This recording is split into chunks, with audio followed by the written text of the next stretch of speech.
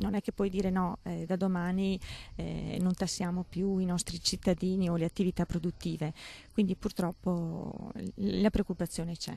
Giovani o meno, con esperienza oppure no, i nuovi amministratori dei comuni veneti eletti a maggio vivono giorni di entusiasmo e allo stesso tempo di seria consapevolezza, quella del grande ruolo che avranno di fronte ai loro concittadini piegati dalla crisi economica, dalla tassazione e dalla disoccupazione. Gli incontri che io sto avendo in questi primi giorni da sindaco sono soprattutto con famiglie preoccupate.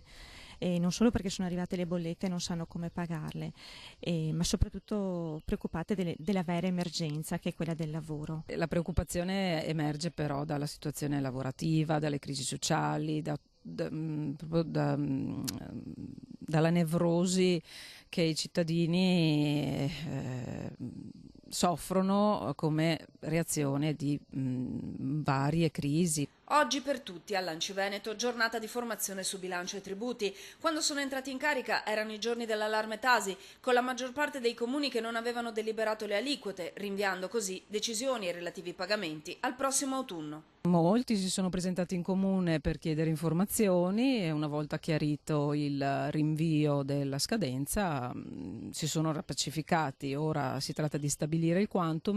Stiamo facendo delle simulazioni su quelle che possono essere le incidenze per i nostri cittadini, ma non siamo assolutamente preoccupati. La Tasi infatti preoccupa sì, ma molto meno rispetto alle richieste pressanti, soprattutto dei cittadini anziani. Loro dicono aiuta non tanto me, ma aiuta la famiglia di mio figlio, di mia figlia. Chiedono soprattutto un lavoro, non tanto l'aiuto economico per pagare le bollette, ma perché si pensa che magari il comune possa ancora purtroppo fare qualcosa. Lunedì, sempre l'Anci, ospiterà il sottosegretario Zanetti per chiarimenti su Tasi e anche molto altro. È necessario lasciarli utilizzare quelle somme che sono state messe da parte, che oggi sono circa 1 miliardo e 300 milioni ferme presso le casse dello Stato.